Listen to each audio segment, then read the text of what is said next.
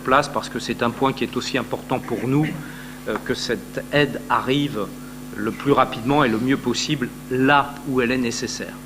Voilà sur ce point qui me paraît tout à fait important. Monsieur Grand. Oui, tout d'abord,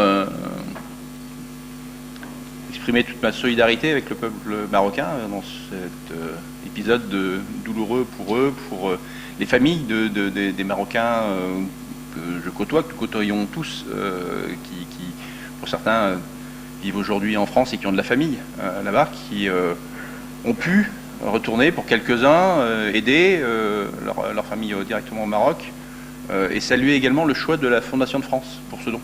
Parce que la particularité de la Fondation de France, c'est qu'ils vont bien évidemment aider, mais comme en réalité beaucoup le font aujourd'hui, il y a un phénomène, lorsqu'il y a un drame comme celui-là, il y a énormément d'aides, de dons qui se font dans les semaines qui suivent. Et puis malheureusement, il y a un effet qui a pour conséquence que 5-6 mois après, lorsque c'est le moment le plus important de reconstruction, bien les fonds ont été déjà attribués. Et la Fondation de France a cette particularité de conserver une part importante pour aider justement à cette reconstruction. Et donc voilà, je voulais saluer cette aide qui est faite par la ville d'Orléans, encore une fois, pour ce drame qui est arrivé au Maroc. Je vous remercie.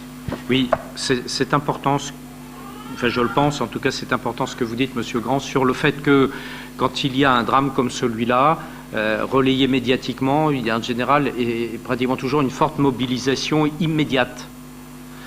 Et puis après un drame en chassant un autre, les caméras s'en vont et il ne se passe plus rien ou plus grand-chose. C'est pas, il y a de l'aide d'urgence qui est évidemment impérative, mais il y a ensuite d'autres choses à faire et notamment de la reconstruction. Et cela, on le voit souvent dans des situations, dans des catastrophes comme celle-là. 3 mois, ce que vous disiez, 3 mois, 4 mois plus tard, il ne se passe plus rien et les gens sont toujours totalement démunis. Donc le fait de pouvoir proposer une subvention, ça va aider aussi à prendre en compte ces situations un peu plus dans la durée. J'ajoute ce que je n'ai pas dit tout à l'heure, c'est que